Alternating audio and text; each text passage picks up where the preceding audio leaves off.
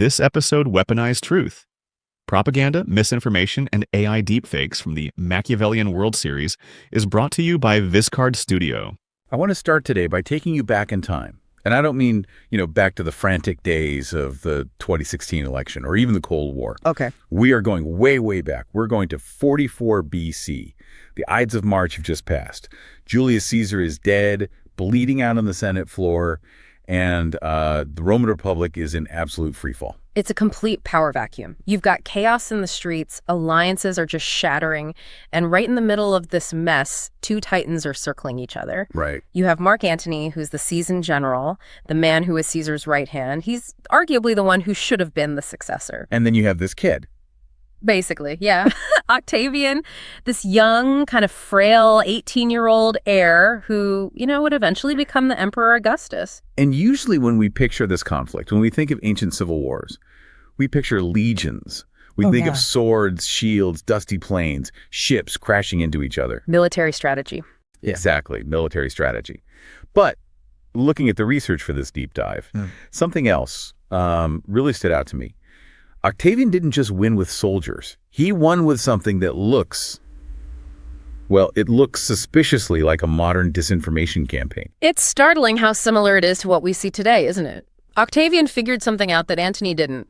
He realized that to defeat the man, you had to destroy the myth of the man first. Win the information war. You have to win the information war before the, what they call the kinetic war even gets going. And his weapon of choice wasn't a scroll or some big speech in the forum. It was coins. Coins. Simple, everyday coins. Small, silver, portable propaganda. Sources describe them as having these short, sharp slogans stamped right onto them. Yeah. And I love the analogy the historian in the reading used.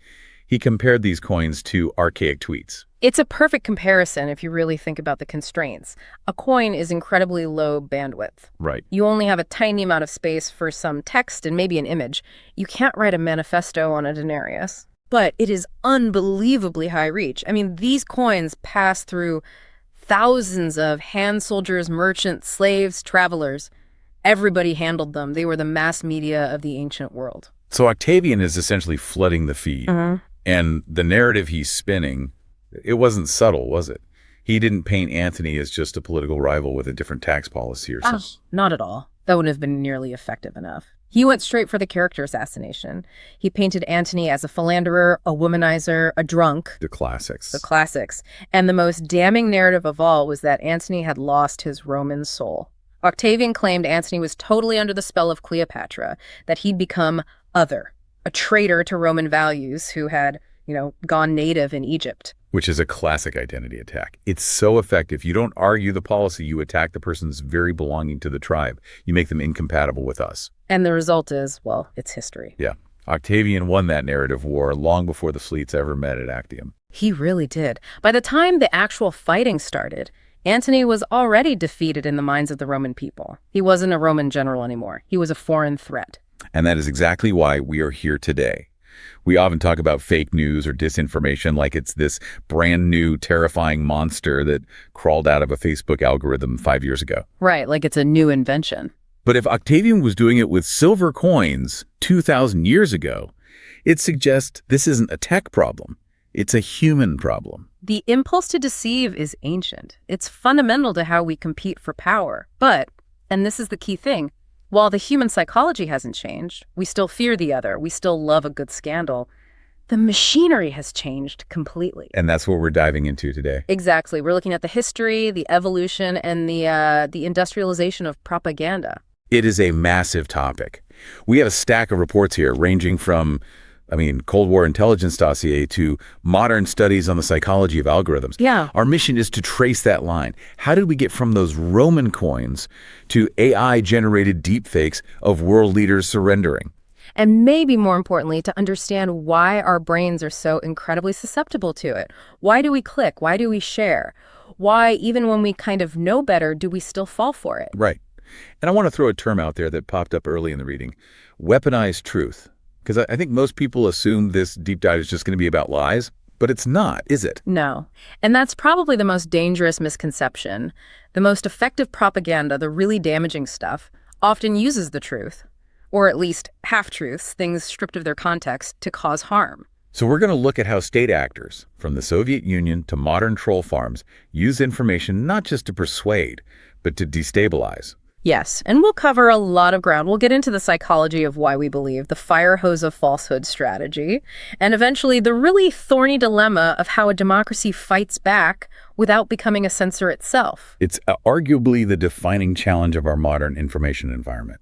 I mean, if you fight fire with fire, you just burn the whole house down. That's the question. So let's unpack this. We have to start with Section 1, the Taxonomy of Deception.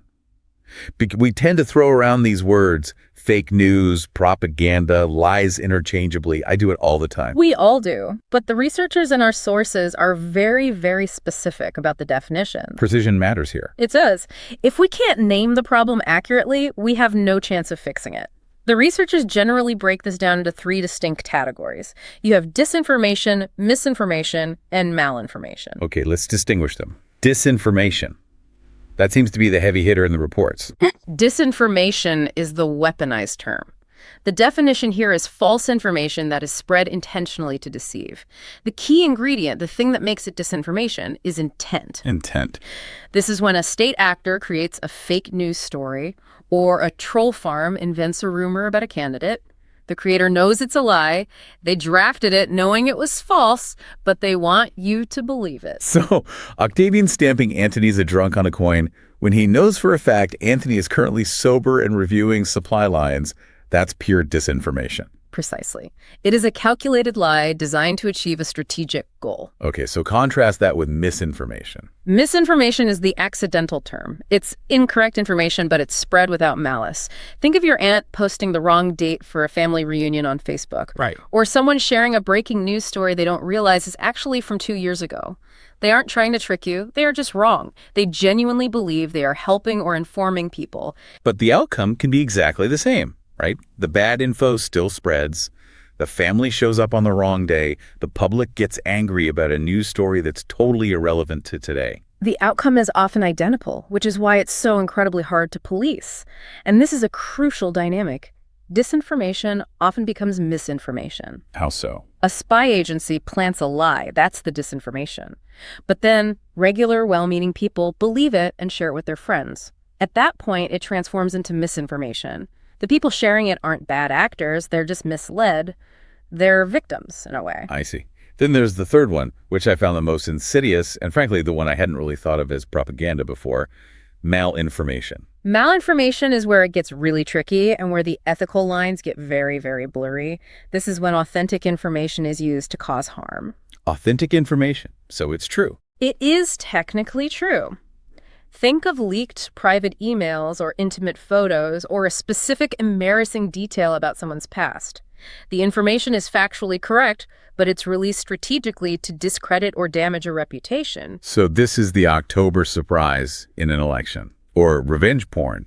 It's true, but it's weaponized. Oh, exactly. It completely shifts the conversation. It's no longer about, is this true?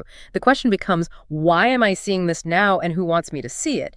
It's using the truth to destroy context. And then, sort of sitting on top of all this, you have the term fake news, which the sources argue is actually a really muddled, almost unhelpful term at this point. Yeah, the reading pointed out that fake news has basically lost all its original meaning. It used to refer to those websites that popped up in 2016 that, they look like ABC News, but were actually run by teenagers in Macedonia making up stories about the Pope endorsing a candidate. That was literal fake news. It was. But now, as we've seen in recent years, it's just a label. It's a label politicians slap on any reporting they don't like.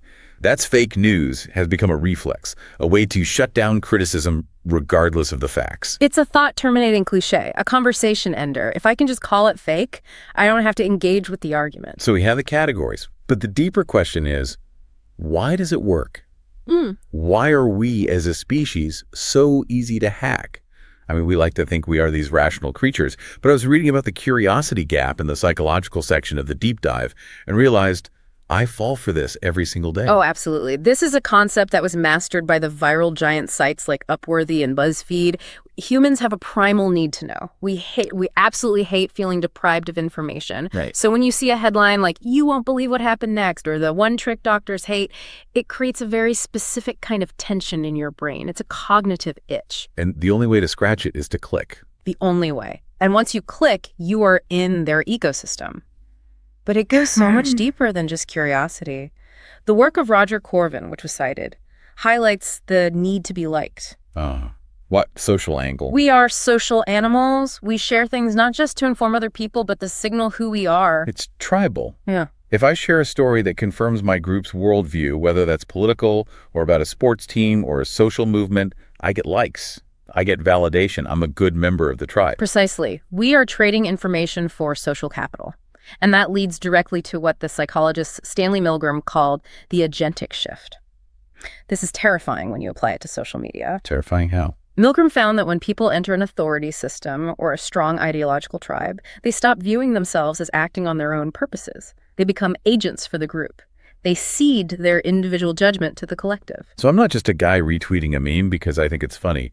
I'm a soldier in a culture war. And soldiers don't question orders, or in this case, they don't question the narrative.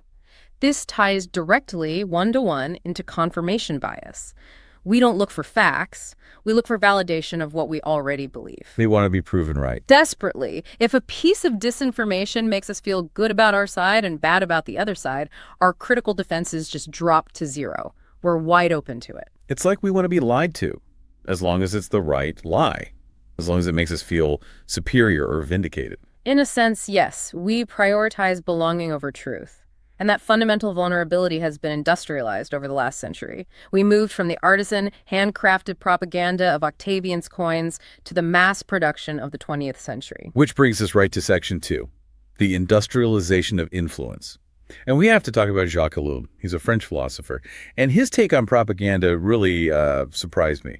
I think we usually view propaganda as something evil dictators do to trick people, but Ellul called it a sociological necessity. Ellul is fascinating. His core idea revolved around the concept of the lonely crowd. The lonely crowd. He argued that in modern society, our traditional bonds family, village, church, local guilds have dissolved. We're freer, yes, but we're also incredibly isolated. We're like atoms floating in a void. And propaganda fills that void. It provides meaning. It provides integration. It tells you where you fit in the grand scheme of things. It gives you a story to be a part of.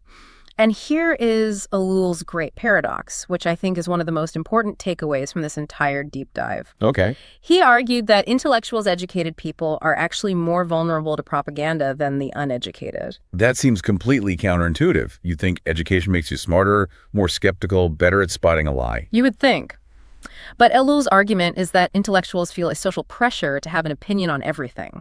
They need to know about the economy, foreign policy, the climate, the latest cultural dispute in a country they've never even visited. But they can't experience all those things firsthand. Of course not. So they have to rely on secondhand information. The meat. Exactly. They consume massive amounts of newspapers, reports, and media to form those opinions. They are swimming in the stream of information. The uneducated peasant, to use his example from the mid-20th century, is focused on his immediate reality, his farm, his neighbors, the weather. He's grounded. He's grounded in what he can see and touch. He's actually harder to reach with abstract ideological myths because he doesn't need to have an opinion on the crisis in the Balkans. So the more media you consume, the more programmable you might be. That connects directly to Edward Bernays, right? Yeah. The so-called father of public relations. Bernays is the practical applier of all these ideas. He was, interestingly, Freud's nephew, and he used psychoanalysis and advertising. He talked about organizing chaos. He believed that the vast number of human minds could be regimented just like an army. And his big technique wasn't just buying ad space. He believed in manufacturing events. That's his signature move. Don't just put an ad in the paper saying light bulbs are great. You create a golden jubilee of light. You throw a massive, spectacular event that the press has to cover. So the news coverage becomes the advertisement. But it carries the authority of objective news. He's hacking the media ecosystem. And this was the early 20th century. It was. And, around the same time, you have someone like H.G. Wells, the sci-fi writer, thinking about how to use information to, save the world. The triangle of hope. Yes. Wells envisioned a new world order to prevent war. His triangle had 3 parts. First, global socialism or collectivism, all scientifically planned. Second, a system of law based on individual rights. And third, complete freedom of speech and criticism. It sounds incredibly idealistic, especially now. Wildly idealistic. He believed that if you just educated people and gave them total free speech, truth would naturally triumph. He had this faith in the marketplace of ideas that it would filter out all the bad stuff. But the 20th century showed us the dark side of that. It sure did. The Cold War turned information into a full-blown weapon system. And we absolutely have to talk about Operation Infection. This is a Soviet operation, and reading the details of it just gave me chills because it sounds so modern. It is the textbook case of disinformation. The KGB's goal was to spread the lie that HIV/AIDS was a biological weapon created by the United States at Fort Detrick, Maryland. But they didn't just announce it on Moscow radio, because nobody would have believed that. Right, that would be too obvious. So they laundered the story. How did they do that? They planted it first in a small, obscure newspaper in India, a paper called The Patriot. It appeared as a letter to the editor from an anonymous American scientist. So it looks like a local concern, a grassroots whistleblower. Exactly. Then Soviet newswires quote the Indian paper, "Look what the Indian press is reporting." Then stories in Africa quote the Soviet wires. It slowly, methodically moves up the media food chain. Until it starts appearing in Western outlets as a theory being discussed abroad. By the time it hits the mainstream, the origin is completely obscured. You can't trace it back to the KGB. It just looks like part of a global conversation that sprang up organically. And millions of people believed it. It caused real, tangible damage to public health campaigns and to the U.S. reputation internationally. Absolutely. Now, the U.S. did similar things, of course, dropping leaflets in the Gulf War, running radio operations to encourage defections. But there was a fundamental difference in the environment back then. What was that? In the Cold War, information was scarce. If you wanted to block the other guy, you jammed his radio signal, you physically prevented the information from getting in. It was a battle for access. Right. But today, as we move into Section 3, the digital battlefield, the strategy is completely flipped on its head. We've moved from scarcity to abundance. This is the fire hose era. Yeah. And the sources make a crucial point here. Today, you don't censor by blocking information. You censor by flooding the zone. Censorship through noise. Yes. If I want to hide a truth today, I don't need to delete it. I just need to surround it with so much conflicting noise, so many conspiracy theories, so much outrage that the average person can't possibly find the signal in the static. They just give up. And the platform for this is the attention economy. Journalism isn't really a public service anymore. It's a commodity. And the metric of success is the viral hit. The sources quote a really insightful line. The pursuit of truth has been compromised by the quest to go viral. When you're fighting for clicks, nuance dies. Emotion always wins. And the algorithms know this. We have to talk about Eli Pariser and the concept of the filter bubble. Pariser showed that the internet is not a neutral library. He gave this fantastic example of a Google search for the term stem cells. Right. If a scientist searches for it, they get research papers, academic journals. And if a political activist searches for it, they might get debate articles or ideological content from their side. Two people typing the exact same words, getting two completely different realities. We aren't sharing a world anymore. We're living in personalized universes. There's a specific design choice mentioned in the sources that I found fascinating. The shift from the star to the heart on Twitter. It seems so minor, doesn't it? Just a little icon change. But symbols matter so much. A star implies favorite or bookmark.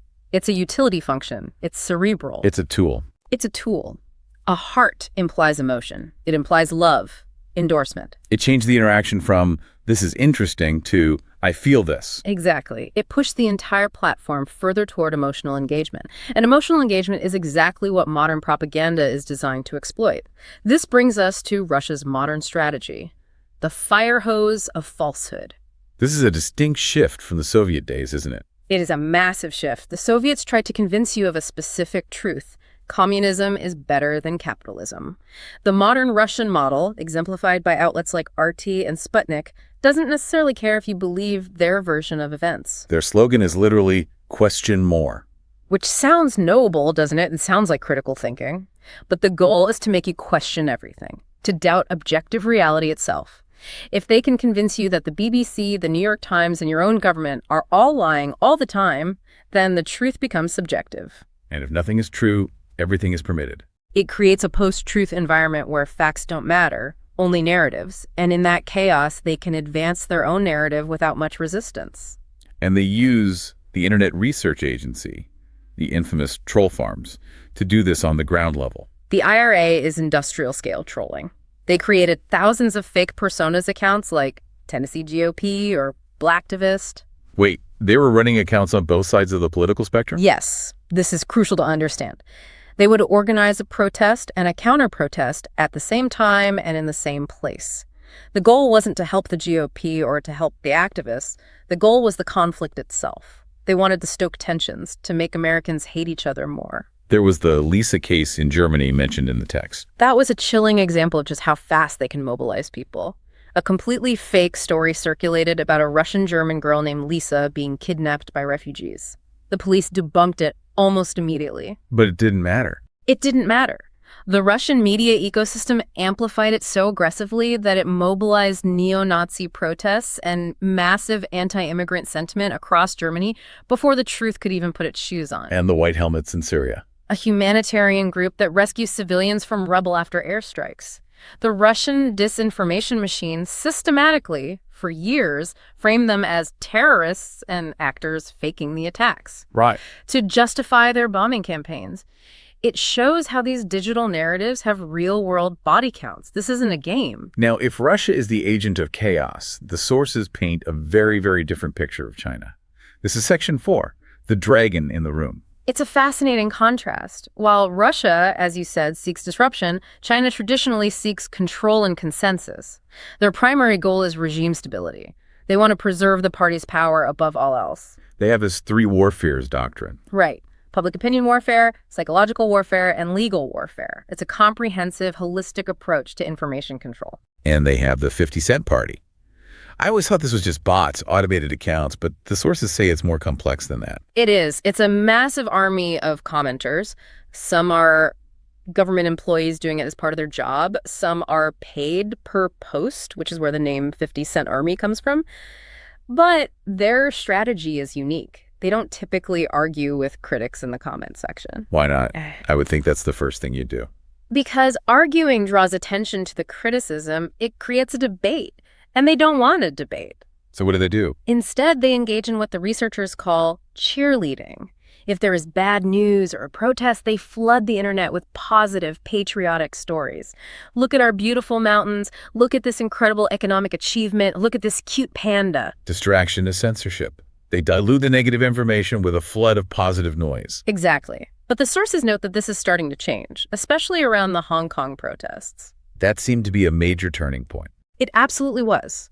China began using Western platforms like Twitter and Facebook much more aggressively. They started using tactics that looked a lot more Russian. Like doxing protesters. Yes. There was a site called HK Leaks that published the personal details of pro-democracy protesters. They started framing protesters as terrorists. And they began mobilizing the Chinese diaspora, using apps like WeChat, to push narratives to Chinese communities living in Australia, the US, and Europe. It's a shift from soft power to sharp power. That's a great way to put it. Soft power is the Confucius Institutes in universities teaching language and culture. Sharp power is attacking dissidents online and trying to influence foreign elections. And it's becoming harder and harder to distinguish between the two. It is. Which brings us to Section 5. The modern toolkit. We've talked about the strategies, but the tools themselves are getting scarier. We have astroturfing. Astroturfing is fake grassroots. Real grass grows from the bottom up. AstroTurf is laid down from the top. The idea is to mask the sponsors of a message to make it look like it's coming from the people. How do they do that? You use botnets, huge networks of automated accounts, to amplify a hashtag. So a fringe view suddenly looks like a majority opinion because it's trending #1 worldwide. It's manufacturing consensus. If everyone sees it trending, they assume everyone agrees with it. And because we are social animals who want to be liked, who want to be part of the in-group, we are more likely to agree with it too. It's a psychological trick. And then the technology that I think keeps everyone up at night, deepfakes. AI-generated hyper-realistic video and audio. We saw a glimpse of this with that fake video of Ukrainian President Zelensky that circulated in March 2022. The one where he was surrendering. Right. Now, that was debunked pretty quickly, wasn't it? It was, because the tech wasn't quite perfect yet, and Zelensky himself immediately posted a real video from Kyiv saying, I'm here. But it showed the potential. Imagine that video drops 5 minutes before a critical election or during a communication blackout when the real leader can't respond. The damage could be irreversible. But the sources also make a point to mention cheap fakes. Sometimes you don't even need high-tech AI. No. In fact, sometimes the low-tech stuff is more effective. There's a video of Nancy Pelosi that was widely circulated where she sounded drunk or unwell. It wasn't AI. They just slowed the playback speed down by about 25%. That's it. That's all they did. That's it. And it worked. Millions of people saw it, and their takeaway was she's slurring her speech. It's crude, but incredibly effective. And there's this concept that the sources bring up called the liar's dividend. This really twisted my brain. It's the secondary and maybe more dangerous effect of deepfakes. As the public becomes more aware that deepfakes exist, it becomes easier for bad actors to dismiss real evidence. So a politician gets caught on a hot mic saying something terrible or taking a bribe, and they can just say, oh, that's a deepfake. Exactly. Don't believe your eyes. Don't believe your ears. The mere existence of the technology gives them plausible deniability for everything. It erodes faith in all evidence, real or fake. This leads us directly into what might be the biggest problem of all. Section 6, the democracy dilemma. We are in a war on truth, but who gets to decide what the truth is? That is the core tension. One person's disinformation is another person's truth. One person's terrorist is another's freedom fighter. The sources bring up the Ministry of Truth from Orwell's 1984. We are terrified of disinformation, but we are also, maybe even more, terrified of the government deciding what we are allowed to read and say. And for very good reason. We are seeing governments all around the world use these new anti-disinformation laws to silence dissent. It's a convenient label. If you are an opposition leader, suddenly your criticism of the president is labeled destabilizing disinformation, and you can be jailed for it. The sources draw a direct parallel to the war on terror. Just as the legal definitions of terrorism were expanded after 9/11 to allow for surveillance of political opposition, the definitions of disinformation are now expanding to cover inconvenient facts. There was the example of the pandemic. A perfect one. Narratives shifted with blinding speed. Things that were labeled dangerous conspiracy theories 1 month, like the efficacy of certain masks, or theories about the origins of the virus, became legitimate lines of scientific inquiry the next. So if you had censored the wrong view too early, you might have been suppressing the actual truth. You might have been, and this creates a chilling effect on speech. How so? If you are an artist or a journalist or just a citizen and you're afraid of being banned or labeled a purveyor of fake news, you self-censor. You stop making jokes. You stop asking hard questions. Satire dies. Parody dies. Unpopular opinions die. And then there's privatized censorship. This is when the government doesn't pass a law, but they just, call up the executives at Facebook or Twitter and say, hey, maybe you should take that down. It bypasses legal due process entirely. It's a backroom deal. And when people see that institutions, the media, the government, the tech platforms are coordinating to curate the narrative, what happens to trust? It evaporates. It's gone. And when trust is gone, people retreat further and further into their own echo chambers. And that is where the disinformation thrives. It's a vicious cycle. A complete death spiral for public discourse. So what do? Section 7, navigating the landscape. Is there a solution here? The sources seem pretty skeptical about standard fact-checking. Fact-checking is necessary. It's like good hygiene, but it's not a cure. There's a speed problem. As the old saying goes, a lie travels halfway around the world while the truth is putting on its shoes. By the time the fact-check comes out 3 days later, the damage is already done. The emotion has already been felt. The opinion has been formed. And then there's the backfire effect. If you confront someone who is deeply invested in a conspiracy theory with facts, they don't say, oh, thank you for correcting me. They dig in deeper. They view the fact check as an attack on their identity, on their tribe. Or they see the lack of evidence as proof of the conspiracy. The fact that there's no proof just shows how good the cover-up is. Self-sealing narratives, you can't penetrate them with logic. They are designed to repel facts. So if we can't fact-check our way out of this mess, what's the alternative? The courses mentioned something called inoculation theory. This is a really promising area of research. It's also called pre-bunking. Instead of waiting for the lie and then trying to debunk it, you warn people about the tactics of manipulation beforehand. Like showing them how the magic trick works before the magician performs it. That's the perfect analogy. If I show you, hey, look out for posts that use highly emotional language to make you angry about an outgroup, You are much more likely to spot it and be skeptical when you see it in the wild. You inoculate the brain against the method of manipulation itself. And media literacy. But not just the old school, is this a credible source? Check. Right. It needs to be deeper now. The strategy they suggest is lateral reading. Don't just stay on the website and read its About Us page. Open a new tab. See what other sources are saying about this source. Get outside the bubble. Get outside the bubble and understand why this piece of content was created. Is it to sell you something? To make you angry? To get you to vote a certain way? Follow the motivation. And finally, I love this concept from Finland. Communication piece. Viestintä raha. It's a beautiful idea. It treats freedom from unsolicited, manipulative communication as a new kind of human right.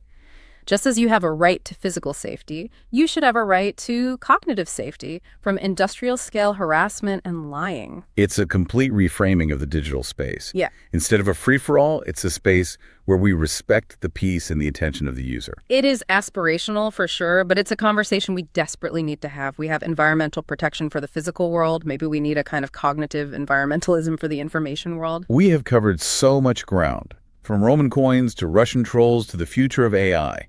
This brings us to the outro. We are in a new era. The sources call it cognitive warfare. The battlefield is no longer just land, sea, or air. It is the human mind. The territory being contested is your attention, your belief, and ultimately, your reality. We've seen how the Soviets planted stories, how the Chinese cheerlead their way to stability, and how algorithms prioritize outrage simply because it engages us. And we've seen the danger of the cure being worse than the disease, the risk of censorship and the loss of free speech in the name of fighting fakes. So I want to leave the listener with a thought that really stuck with me from the reading. It's about the breakdown of shared reality. Go on. If we can no longer agree on a baseline reality, if my facts are different from your facts because our algorithms have put us in completely different universes, does democracy even function anymore? Democracy relies on debate. But you can't have a debate if you aren't living in the same world. If we can't even agree on the temperature in the room, we can't possibly agree on how to fix the thermostat. And as we retreat into our digital tribes, protecting ourselves from the fake news of the other side, are we just voluntarily building the walls of our own prisons? We feel free inside them because everything we see agrees with us. But is that freedom? Or is it a perfectly curated illusion? That is the ultimate question. Are we citizens, or are we just content consumers in a personalized feed? Our call to action today isn't to delete your accounts or go live in the woods. It's to question. Not with cynicism, we have more than enough of that, but with curiosity. When you feel that surge of anger or that rush of validation from a headline, just pause and ask yourself, what does this piece of information want me to feel? And who benefits if I feel it? Exactly. Thanks for taking this deep dive with us.